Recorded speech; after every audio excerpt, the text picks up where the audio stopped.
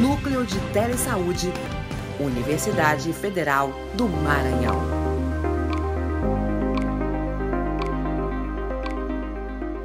Bom, então, já que a gente vai falar de crises comportamentais, acho importante a gente partir de uma definição, para que a gente entenda do que a gente está falando quando a gente está falando de crises comportamentais. Então, eu estou me referindo a episódios de comportamentos desafiadores e disruptivos que ocorrem quando uma pessoa enfrenta uma situação que desencadeia estresse, ansiedade, frustração ou outra emoção intensa. Esses comportamentos, desafiadores, disruptivos, podem incluir autoagressão, agressão a outros, destruição de propriedade, choro inconsolável, gritos, fuga ou qualquer outra ação que interfira significativamente no funcionamento diário da pessoa ou do ambiente ao seu redor.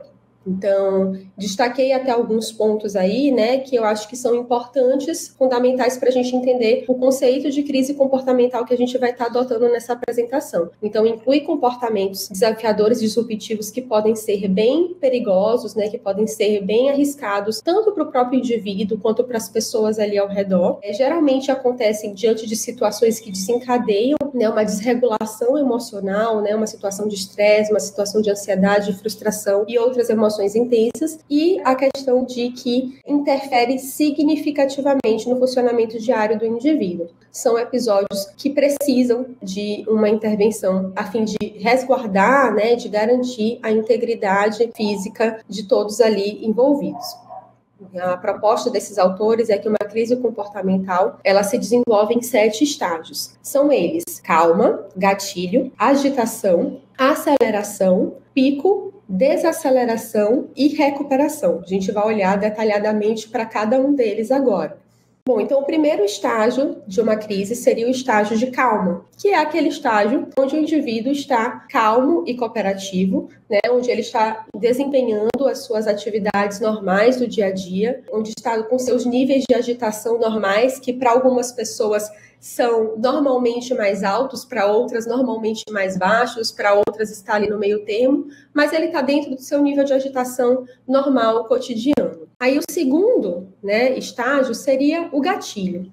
O gatilho seria um acontecimento, um evento, ambiental, uma situação que vai provocar uma escalada no comportamento do indivíduo. Então, esses gatilhos, eles podem ser os mais variados possíveis e eles vão variar muito de indivíduo para indivíduo, O que é gatilho para mim não é gatilho para você, então é muito individual. Mas eles podem ser situações desde internas, eventos privados, como, por exemplo, fome, sono, uma dor, algum incômodo físico que eu esteja sentindo, ou externos, que são eventos públicos e observáveis, como, por exemplo, um pedido que é negado, uma demanda muito, muito difícil que é apresentada, a retirada de algo que é importante para o indivíduo, ou a apresentação de uma coisa que é muito incômoda. Então, se a gente está falando, por exemplo, de indivíduos neurodivergentes ou que estão no espectro do autismo, alterações sensoriais, como um barulho intenso, um toque indesejado, podem ser eventos aí desencadeadores, podem ser gatilhos para uma crise comportamental. E aí a gente vai para o terceiro estágio, Então, uma vez que aconteceu um desses eventos, um desses gatilhos, aí sim a gente tem início ao estado de maior agitação, que é diferente do que o estado de agitação normal daquele indivíduo cotidianamente. Então, o indivíduo, ele perde o foco, começa a ficar mais visivelmente chateado, a gente percebe que algo o incomoda, ele pode desafiar a autoridade, evitar fatores situacionais que considerem estressantes. Então, coisas que antes eram fáceis de tolerar, talvez se tornem mais difíceis de tolerar nesse estágio inicial da crise, que seria a agitação. Se nada for feito e se a gente não conseguir interromper a evolução da crise, aí ela vai continuar para o estágio 4, que seria a aceleração. Então, quando o conflito continua sem ser resolvido, então vou utilizar o exemplo em que eu peguei que o gatilho foi um barulho intenso que para aquele indivíduo é extremamente incômodo. Se ele não puder ser retirado daquela situação imediatamente, ou enquanto ele ainda está no estado de agitação, se aquela situação não for resolvida, provavelmente o comportamento do indivíduo vai se tornar mais intenso. Então, ele vai perder o foco, vai ser muito difícil envolver ele numa discussão racional. Então, já nesse esse estágio da crise, já vai ser muito mais difícil que o indivíduo consiga ser responsivo a instruções ou a racionalizações que você tente fazer, ou a explicações que você tente dar daquela situação, ou mesmo a soluções propostas, porque ele já está no nível de agitação ainda mais intenso, e quanto mais agitado ele fica, menos responsivo ele vai ficar às pessoas e ao ambiente como um todo. Mas ainda nesse estado de aceleração, a gente vai ver que a gente ainda tem medidas, ainda tem ações que podem fazer com que esse processo interrompa aí, em que a gente consiga reverter ou interromper esse processo de evolução da crise. Mas pode ser que a gente não consiga, e aí a gente vai chegar no estágio 5, que é o estágio de pico. No estágio de pico, o indivíduo ele não terá mais controle das suas emoções e comportamentos, e provavelmente ele vai exibir comportamentos de risco observável, que são aqueles comportamentos agressivos, por exemplo, como autolesivos, agressões a outras pessoas, gritos, palavrões, destruição de propriedade, para citar alguns exemplos. Esse pico é o estágio em que o indivíduo chega ao ápice da sua desregulação, né? Ao ápice ali dos comportamentos mais perigosos que ele pode apresentar, incluindo aí comportamentos agressivos. Mas é sempre bom ressaltar que isso vai ser diferente para cada um. Nem todo mundo no pico vai apresentar comportamentos agressivos, mas pode chegar a um nível de desregulação muito exacerbado também, que inclua ali gritos, choro intenso, né, uma completa desregulação. Então esse pico ele vai se apresentar de maneira diferente para cada um, mas ele vai ser o ápice, né, os comportamentos mais intensos que aquele indivíduo pode apresentar numa situação de crise. E aí, nesse caso aí, quando a gente chega no pico, a gente vai ver que as nossas opções já são as mais limitadas. Depois do pico, né, seja porque a gente conseguiu fazer alguma coisa ali para reverter a situação, seja porque simplesmente o indivíduo chegou à exaustão, porque a gente percebe que nesses comportamentos de pico são tão intensos que eles exigem muito fisicamente até do indivíduo, então vai chegar um momento que ele vai chegar à exaustão. A gente tem a fase 6, que seria a desaceleração, que é quando o indivíduo ele vai começar a se acalmar e será visível uma queda na intensidade dos comportamentos apresentados. Então, é quando ele começa a retomar para o seu estado, para um estado de calma, quando ele começa a cessar os comportamentos desafiadores, problemáticos. E, por fim, a gente tem a fase 7, né, o estágio 7, que seria o estágio de recuperação. Então, esse estágio de recuperação é quando o indivíduo ele começa a voltar para o seu nível normal, né, ali de agitação, ou até mesmo abaixo dele, porque como eu falei, às vezes essa desaceleração pós-pico, ela vai acontecer simplesmente pelo efeito da exaustão. Então, é normal que indivíduos após uma situação de pico de crise, eles entrem num estado de rebaixamento ali de atividade que num estado que é até mesmo abaixo dos seus níveis normais, né? Alguns indivíduos podem até dormir, por exemplo, porque tamanho foi o gasto energético ali naquela situação de pico, na situação de crise. Alguns indivíduos podem começar a apresentar arrependimento ou medo, né? A se dar conta do que de fato aconteceu, e alguns vão ter dificuldades de expressar suas emoções nessa fase. Então, isso vai ser muito também individual, a depender do repertório que aquele indivíduo tem, do nível de funcionamento cognitivo, enfim. Mas esse seria o último estágio da crise, né? Bom, uma vez que a gente entendeu quais são os estágios da crise comportamental, a gente vai falar um pouco de estratégias de prevenção e gerenciamento ali de crises. Porém, é importante fazer uma ressalva antes de falar isso, né? Eu sempre faço questão de fazer. E talvez eu repita algumas vezes ao longo dessa apresentação. Que as estratégias que vão ser descritas a seguir, elas não se aplicam a todo e qualquer indivíduo e não esgotam as possibilidades de forma nenhuma. E não substituem também um plano de tratamento para redução de comportamentos interferentes e desafiadores. É importante lembrar que as estratégias específicas precisam ser adaptadas para cada indivíduo, em um protocolo de conduta individual, e que comportamentos interferentes recorrentes, que representam prejuízo à qualidade de vida ou mesmo risco à integridade física dos envolvidos, devem ser tratados com um plano desenvolvido a partir de uma avaliação funcional do comportamento. Então, gente, o ponto-chave aqui é que toda intervenção ela deve ser individualizada. E aqui eu vou dar algumas opções de ação durante cada uma das fases de um processo de crise. Mas isso não significa que essas estratégias vão funcionar para qualquer indivíduo e que as estratégias que não estão descritas aqui também não podem funcionar. Isso tudo vai ser realmente pensado individualmente, mas a ideia aqui é fazer um apanhado geral de possibilidades que a gente pode ter diante de cada um desses estágios que eu acabei de apresentar para vocês. Então, no estágio de calma, que foi o primeiro que a gente viu, que é quando o indivíduo está ali no seu nível de funcionamento normal. Nesse estágio, a gente vai querer reforçar todos os comportamentos desejados. Então, esse é o momento em que o indivíduo ele pode aprender mais, que ele está mais predisposto a aprender os comportamentos desejados, os comportamentos que substituem os possíveis comportamentos desafiadores que ele pode apresentar. Então, é nesse momento que eu vou estabelecer expectativas com o indivíduo, então eu vou estabelecer combinados com ele, eu vou estabelecer, por exemplo, pegando ali o meu exemplo do evento desencadeador ser um barulho. Se eu sei que barulhos muito fortes podem desencadear crises, eu posso, nesse momento de calma, estabelecer, olha, a gente vai para um lugar em que vai ter um barulho muito forte. O que a gente pode fazer? Você pode pedir para sair se você estiver muito incomodado, você pode usar um abafador. A gente vai pensar, esse é o momento de pensar em alternativas e estabelecer, dar previsibilidade para o indivíduo também do que o aguarda e do que ele pode fazer.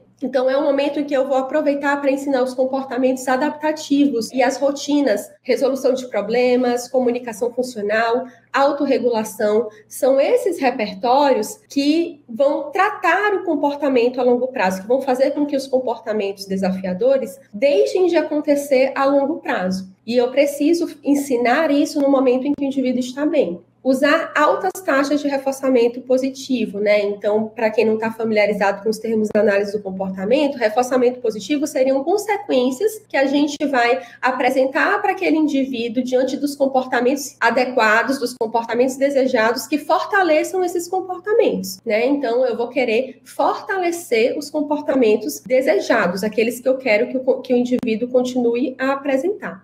Já no gatilho, que seria o estágio 2, então, diante de um gatilho, aconteceu um gatilho, eu não consegui evitar, o que eu posso fazer? Prevenir e redirecionar.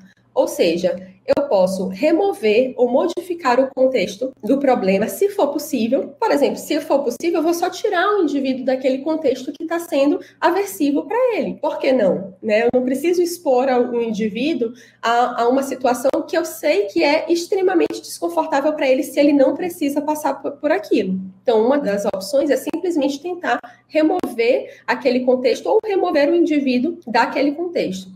Aumentar a oportunidade de sucesso.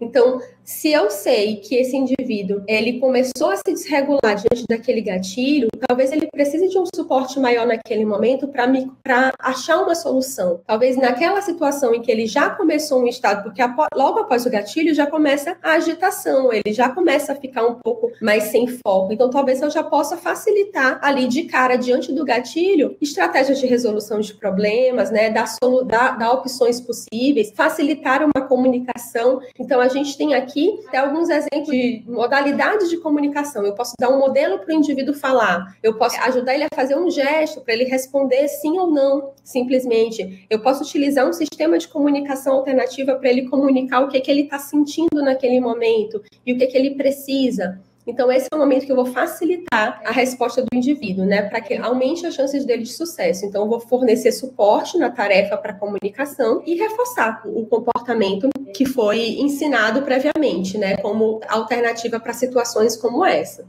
Já no estado de agitação, que se dá logo depois do gatilho, o indivíduo já começou ali a ficar mais agitado do que o normal, já começou a perder o foco, já começou a demonstrar claramente um incômodo. O meu foco vai ser em reduzir a ansiedade. Então, eu vou fazer modificações estruturais no ambiente, de maneira a torná-lo ali mais confortável. Eu vou fornecer opções de escolhas razoáveis. Então, eu vou dizer, olha, estou entendendo que você está desconfortável com essa situação, que isso está te incomodando. Você pode fazer isso, você pode fazer isso, você pode fazer isso. Então, dar escolhas possíveis é uma ótima alternativa. Empregar uma escuta ativa. Então, para aqueles indivíduos que conseguem se comunicar e dizer o quanto estão desconfortáveis com aquela situação, como estão se sentindo, empregar essa escuta ativa. Eu entendo o que você está sentindo, validar o que o indivíduo está trazendo e ajudar ele a resolver aquela situação. Que também entra no próximo tópico, que é usar a empatia nesse momento. Fazer combinados, como, por exemplo, esse aparatozinho vermelhinho, que tem a figura de que ele tem que fazer primeiro, para depois ter acesso ao que quer. Às vezes um gatilho vai ser um pedido negado, que não pode ser atendido naquele momento, mas depois que você fizer isso, a gente vai fazer o que você está me pedindo. Ou quando que eu vou ter acesso ao que eu estou pedindo? Por quanto tempo eu vou ter que ficar aonde eu não quero? Então, a gente pode usar recursos como temporizadores, né? Esses timers que são visuais, são ótimos, porque a gente consegue estabelecer um tempo e ele consegue observar a passagem desse tempo mais claramente. E aí, a gente também vai reduzir ou remover as demandas nesse momento. Então, assim, se a gente exige flexibilidade dos nossos aprendizes, das pessoas com quem a gente trabalha, a gente também precisa ser flexível.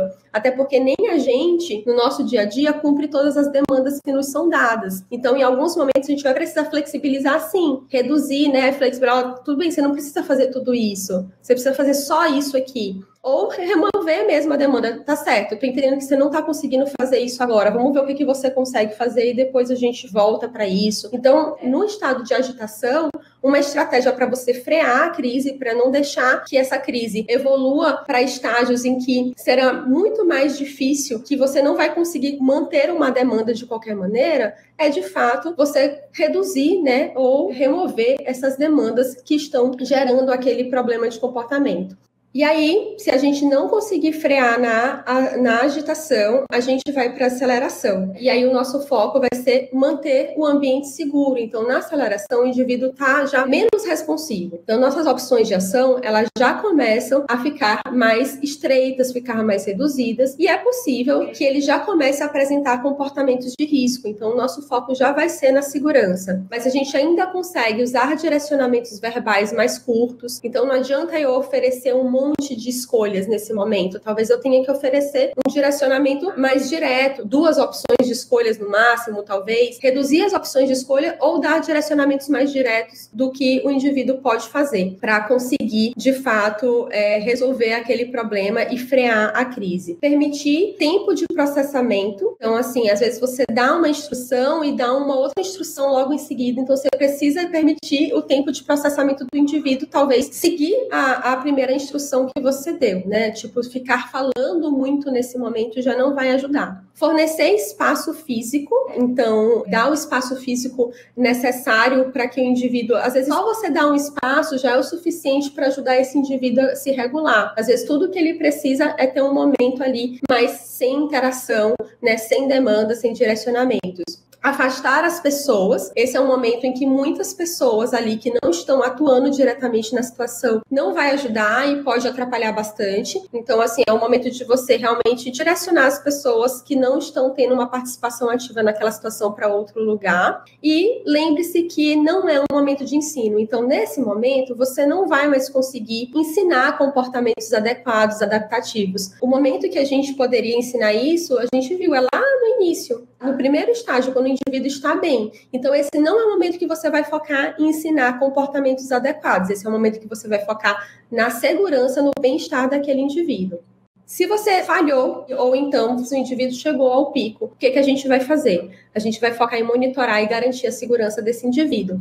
Então, nesse momento, a interação verbal é mínima, porque já não adianta eu dar nenhum direcionamento, ele já não está mais responsivo a seguir nenhuma instrução. Tomar medidas evasivas, se for necessário. Então, tomar distância, não deixar o indivíduo sem monitoramento, mas tomar uma distância segura dele. Pedir ajuda, caso necessário, e usar procedimentos de intervenção física, se necessário, necessário e se for a opção mais segura. Então, sim, no pico, quando o indivíduo está apresentando comportamentos de alto risco, talvez a gente precise utilizar procedimentos de intervenção física, né, procedimentos de restrição física, para garantir a segurança do indivíduo e de outras pessoas ali envolvidas. Mas essa é a última opção e sempre é desejável um treinamento específico para o uso de técnicas seguras. Depois do pico, você conseguiu garantir a segurança dele, né? E até por uma questão de exaustão, como eu falei, ele vai entrar num processo de desaceleração. Nesse momento, a atenção ainda é mínima, porque a gente precisa permitir o tempo daquele indivíduo de recuperação. Então,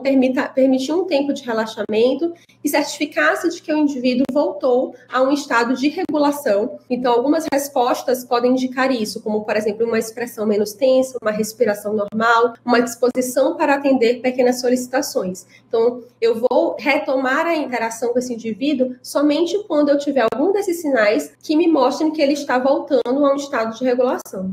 E, por fim, na recuperação, que seria o último estágio, eu vou focar em restabelecer a rotina e as atividades daquele indivíduo. Então, é o momento que eu vou conseguir voltar a reforçar comportamentos apropriados, como expressão de sentimentos, de emoções, segmento de instruções. Eu vou resolver problemas e desenvolver um plano para um comportamento no futuro. Então, lembrando que na recuperação, ainda o indivíduo ainda pode estar num estado de rebaixamento ali, né, de cognitivo e mesmo de atividade física pela exaustão. Então, talvez esse não seja ainda o momento de você pensar, né, na resolução de problemas para o futuro, mas talvez após esse momento, quando ele já estiver totalmente recuperado. E é muito importante documentar esses incidentes, porque isso é importante para o monitoramento de qual a frequência que esses episódios estão acontecendo, né, qual a duração desses episódios, e para a gente pensar em intervenções que minimizem e até eliminem a ocorrência desses episódios futuramente. Algumas dicas bem importantes para a desaceleração, que deve ser o foco. E quando a gente fala que o foco é a desaceleração, é que você consiga desacelerar esse processo de crise, né, esse comportamento do indivíduo, antes que ele chegue ao pico, que é o estado onde ele vai apresentar os comportamentos mais intensos. Então, manter as interações verbais breves, calmas e respeitosas, permanecer calmo e usar tom de voz adequados, né? Evitar lutas pelo poder, então não se trata de quem ganha a discussão, lembre-se, não é uma competição. Monitorar a sua própria linguagem corporal e certificar-se de que ela não seja conflituosa. Às vezes a gente se coloca numa posição até de postura corporal de embate, e a ideia é passar segurança para o indivíduo, né? Passar confiança e não se colocar numa postura ameaçadora. Comunicar respeito e desejo de ajudar, então se colocar disponível para ajudar o indivíduo e sempre que possível responda à primeira indicação de que o comportamento problemático foi desencadeado. Então ali no gatilho você já pode começar a agir. Não fazer isso provavelmente vai resultar num aumento na velocidade da escalada e em sucessivos episódios futuros. E se as estratégias de desaceleração falharem, né? Putz, o indivíduo chegou no pico, então ele está apresentando comportamentos de alto risco. O que é que eu tenho que fazer? É provável, então, que o comportamento continue a escalar até que o pico da crise seja atingido, se eu não conseguir desacelerar. Nessa fase, a prioridade vai ser a segurança. A equipe deve ser treinada para o uso de práticas restritivas. Então, se for necessário o uso de práticas restritivas, é desejável que a equipe, eu não estou falando só da equipe de profissionais, eu estou falando da família, eu estou falando das pessoas que convivem com aquela pessoa, deve ser treinada para a implementação dessas práticas de maneira mais segura possível. E em ocasiões em que você não tem uma equipe treinada, né, que você não tem pessoas preparadas para intervir, ou você não tem pessoas suficientes, enfim, talvez seja necessário buscar uma assistência externa, como, por exemplo, chamar o SAMU. Uma consideração muito importante sobre o uso de restrição física, como eu disse, em situações extremas, às vezes é necessário, é essa declaração da Associação Internacional de Análise do Comportamento, em que eles colocam 3 princípios fundamentais. Primeiro, o bem-estar do indivíduo é a maior prioridade. Segundo, eles têm direito a escolher que tipo de intervenção eles vão querer. Então, a gente precisa pedir consentimento e assentimento a respeito do uso dessas intervenções. O terceiro princípio é que a gente sempre vai utilizar a menor restrição possível. E a gente sempre vai partir do menos intrusivo para o mais intrusivo. E aí, só para pincelar uma coisa que eu acho que é um outro tema que renderia de muitas horas de conversa, mas que eu acho que é muito importante ressaltar quando a gente está falando de intervenções em crises, é o tópico de intervenções informadas pelo trauma. Então, a análise do comportamento, a ABA, né, ela tem se apropriado bastante dos princípios, dos procedimentos de intervenções informadas pelo trauma, que se baseiam, com os autores desse artigo de Rajamaran, em 4 princípios, né? Reconhecer trauma e seu potencial impacto. Então, a gente deve buscar essa informação se existe uma história de trauma naquele indivíduo, e se a gente não sabe, a gente deve presumir que sim, que existe. Garantir segurança e confiança em qualquer relação, intervenção que a gente vai construir, uma relação de segurança e confiança. Promover escolha e a governança compartilhada. Então, os responsáveis por aquele indivíduo e o próprio indivíduo, eles têm o direito de escolher, de participar ali da escolha de que tipos de intervenções serão utilizadas com ele. E enfatizar a construção de habilidades. Então, o nosso foco não é ficar gerenciando crises. O nosso foco é em construir habilidades que permitam que essas crises não aconteçam mais, ou pelo menos aconteçam em menor medida. Então, só para finalizar, 2 citações desse artigo que eu estou falando, que fala sobre as intervenções informadas pelo trauma, que eu acho que são muito pertinentes para esse tema. Então, em outras palavras, na ausência de conhecimento concreto, pode ser melhor presumir que qualquer cliente que entra pela porta dos serviços da ABA possa ter um histórico de trauma e comportar-se de acordo, exercendo cautela em relação à tomada de decisão clínica e vigilância em relação à observação de esquiva ou comportamento emocional negativo. Argumentamos que a segurança emocional e confiança devem ser priorizadas no mesmo grau que a segurança física, e uma não deve ocorrer às custas da outra. Então, algumas referências que foram usadas aí nessa apresentação. Obrigada, pessoal. Tem dúvidas sobre o assunto abordado? Conheça o aplicativo Sofia, respostas sobre procedimentos clínicos, ações de saúde e processos de trabalho. Você também pode acessar pelo site http://sofia.telesaude.ufma.br e não esqueça de se inscrever em nosso canal e seguir as nossas redes sociais.